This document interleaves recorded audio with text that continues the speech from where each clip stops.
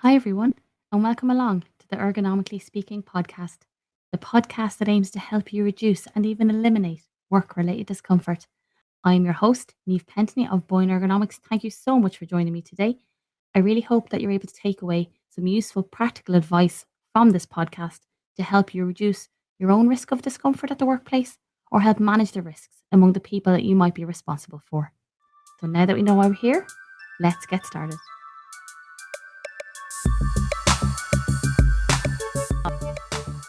Hello, and welcome along to another episode of the Ergonomically Speaking podcast, where today I'm going to be talking to you about active seating or dynamic seating. And is it actually better than your office chair? So that's what we're going to talk about today. And I think when we think of the office chair, what most people will conjure up in their mind is your standard swivel chair, 5-spoke base on wheels that moves around and spins around. And rightly so, it's the most common office chair that we see. It's the one that we've known for years. And here in Ireland, anyway, under our regulations, which is the Safety, Health and Welfare at Work Act, your office chair has to have a minimum standard. So there is a minimum level of adjustment that the office chair has to have, which means it's supposed to have your 5-spoke base on wheels. It's supposed to have a height adjustable seat and a height and tilt adjustable backrest. This is considered the absolute minimum requirements to allow DSE users to be supported and comfortable at work. Now, bearing in mind that the reason they have to have those adjustments is one, obviously to provide support, but two, that they're usable by most people in the office. But what I'm noticing now and what I'm being asked about more now is as people work from home where they have a little bit more control over their equipment and what furniture they purchase, a lot of people are talking about and asking about active seating as an alternative to these office chairs. So, in this episode, we're going to have a look at some of the options available for someone who might want to try them. And then we'll have a little bit of a look at the pros and cons of active or dynamic seating as an option for your workstation. So, firstly, let's look at what actually is active seating. So, active seating or dynamic seating to me would be any seating option that encourages small movements while you're in the seated position, while at the same time requiring engagement of the core muscles to maintain an upright position. So, essentially, you don't really get to rest back in it. Your muscles are working to keep you upright. And active seating should encourage frequent small changes of posture without impacting your concentration or focus. So it should be quite a fluid, quite natural, just be part of your seating posture with these small little movements. Some standard office chairs do consider themselves as active seating just because of the flexibility and gentle movement in them. But I wouldn't class these to myself as active seating because they do not really require you to engage your core to stay upright. And to me, I think that's a really important component of an active or dynamic seat is that your muscles don't really rest.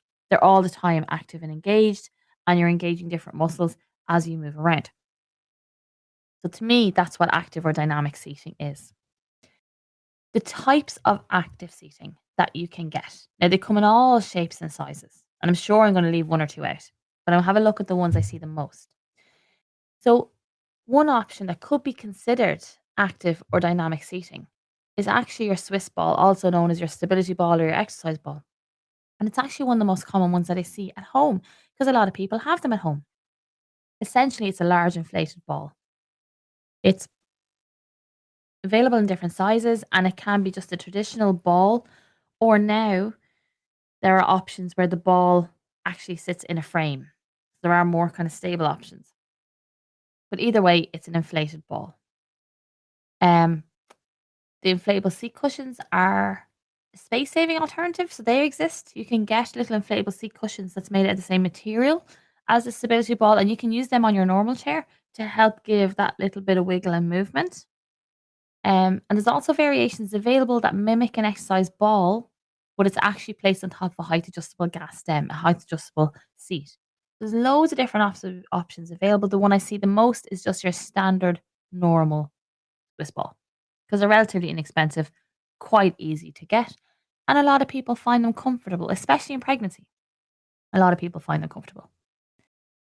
Another option to consider is the kneeling chair. So the kneeling chair is a seating option that divides the weight between the shins, the knees, and the buttocks, the bum. And you can get them in like a fixed model. They can rock, or you can get a height adjustable version where you can adjust it around. But really, what's happened is your feet are tucked in behind you, your knees are resting on a surface, your bum is resting on another surface. And in most cases, they don't have a backrest, but there are options available that come with a little back support too. So a kneeling chair is considered a dynamic or an active seating option.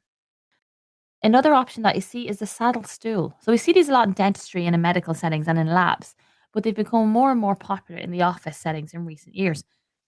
They're usually height adjustable and they're on casters so you can move them around. But because of their design, the seated position kind of mimics what you'd see when you're horse riding. So the legs are apart, the knees have dropped below the hips, and your pelvis is tilted forward. You can get them with or without a backrest. And also, you can get them where the seat is one solid surface or it's actually split in two. And some models also have a tilt adjustable seat. Loads of range out there. Very, very popular seating option. Another one to consider is the balance stool. So these are stools that the base is slightly rounded and they have a comfortable seat on them. And some of them are height adjustable. But basically, they require constant muscular engagement because the base is not flat. So as you shift your weight, the seat also shifts. So you can kind of move your hips around, similar to a stability ball, I suppose, when you think about it. Just like a more compact, solid version because there is a seat. It's just the base is rounded. And the last one I'll look at is the leaning stools. The leaning stools are designed for use at standing workstations. We see them a lot in industry and in manufacturing where people are standing for most of the day, but every now and then they just want to kind of take the weight off, but space might be limited. So leaning stools, sorry, are a great option.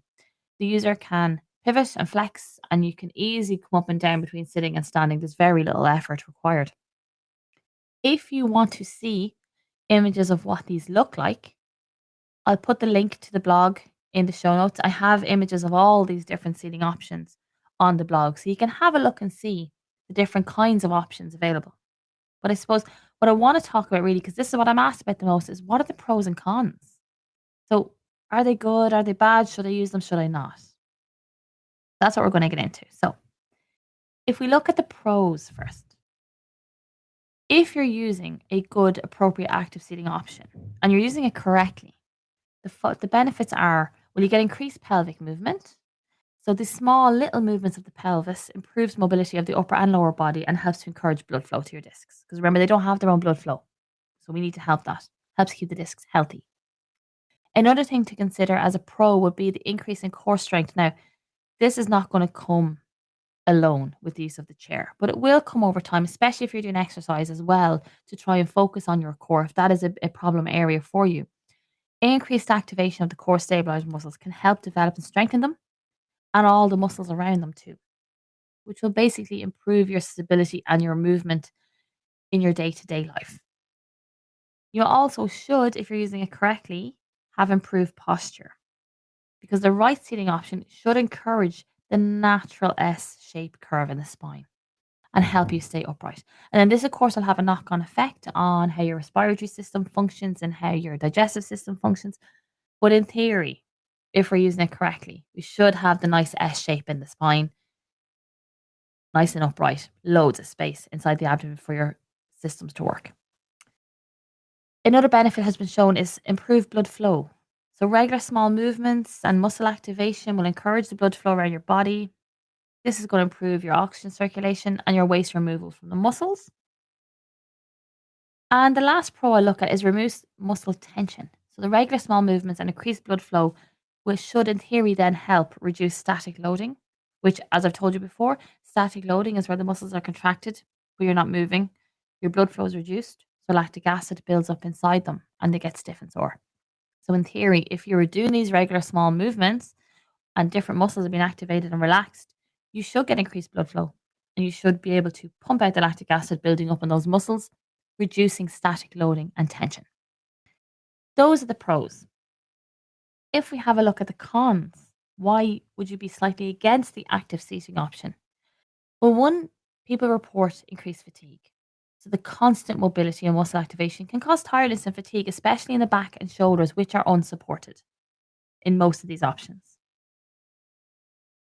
Kind of countering the improved posture we're supposed to see. Unfortunately, we can also see adverse postures, poor postures, because when the muscles get tired holding you upright, you're going to slump. You're going to have the C shape in the spine, rounded shoulders. That's going to compress the area inside your abdomen, put the digestive system under pressure, put the lungs under pressure, and strain the tissues in the back, the neck, and the shoulders. Another issue that arises is it can be sometimes incompatible with your furniture. So if you remember when you're typing and you're using your mouse and you're looking at your screen, we want to have relaxed shoulders, elbow level with the surface, look ahead at your screen.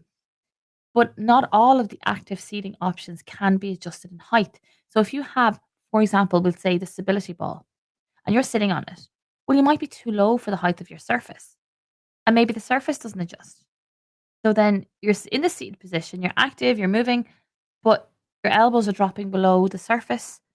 So to counteract that, you're tensing your upper back or you're winging your elbows, causing tension in the shoulders and neck. So they can be incompatible. So always consider that. I will say a sit stand option is great to use at an active seating, but we don't all have that.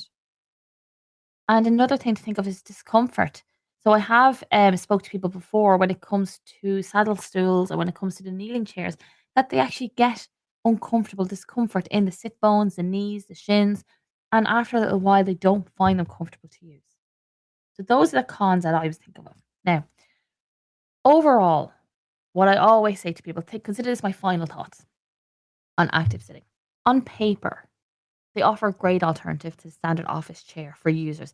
If we are looking at, if they're the only person using it and we're looking at trying to improve muscular tone, if we're trying to improve circulation and be a little bit stronger at the workstation, if you are thinking of changing to an active seating option, obviously research it first. Is it adjustable? Will it go with the surface that you have? Do you have the space for it? I always recommend phasing it in. Do not go from your normal office chair straight to the kneeling chair, all in 8 hours a day. You will have pain, you will have discomfort, you will have bad posture. I recommend phasing it in over time. Start with 20 minutes. Get up, move around, come back to your office chair, maybe swap again later on, go back for another 20 minutes, and you can increase it over time. But what you're trying to do is build up your muscular stamina so that your body is not going from this relaxed seated position to this active seated position suddenly all in, because you will have issues if you do that. So phase it in. As I said, it's a great option to have to use with a sit stand desk, an adjustable height desk, because it means you can adjust the surface height to match the seating that you're using. And also you can stand as well and break it up a little bit. So that can reduce muscular load, which is going to happen with sitting active or passive. As always, take your micro breaks. No matter what seating option you're using, no matter whether you're sitting and standing, you should be leaving the desk every 45 minutes, even just for 1 or 2 minutes to go do something else, just to give the body a break from your sitting, your standing, your keyboard, your mouse, your screen. In practice, though, I will say, based on the people that I've met over the last few years, most users don't have the baseline core strength to maintain an upright posture in an active seating option for any prolonged period of time. And I'm talking minutes. I'm not talking hours because they're quite sedentary. And so the core stabilizers have weakened. They're not as strong as they should be. So if you're going to bring in an active seating option, firstly, I'd say don't get rid of your office chair just yet. Hang on to it, use it with the active seating for a little while. And also look at increasing your overall core strength by exercise or Pilates, which means that you're going to have a stronger core, you're going to have better posture, and you can then make better use of your active seating option. Because to be honest, the benefits of the active seating option really come in when you're using it properly. But if you have poor core strength and you do not have the strength to hold yourself upright, then you're not really using it properly. And you're going to end up with more of the cons than the pros. So unfortunately, it's neither a yes or a no for me when it comes to active seating option. It is so very individual. I am going to be getting some active seating options for myself in the near future, and I'll happily review them when the time comes. But I would always have a look at the person themselves, have a look at the workstation, have a look at the space. And always I would advise don't get rid of the office chair just yet. Phase in the seating option and see how you get on. You may have to try a couple of different options to find the one that's right for you, but they are a good option, definitely, if used correctly.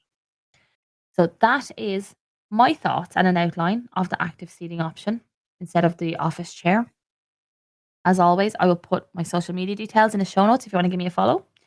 I will put the blog post link in the show notes as well because I have images of all these seating options if you want to have a look at them. If this was useful, please, of course, tell a friend, share it, like, subscribe, whatever it is that we do with the podcasts. I feel I'm supposed to ask that at the end of every episode based on all the podcasts that I listen to. So absolutely leave a review if you want. As always, if there's any topics you want me to cover, just link in with me on socials and send me a message and I'll add it to my list. In the meantime, everybody stay well and I will talk to you again soon.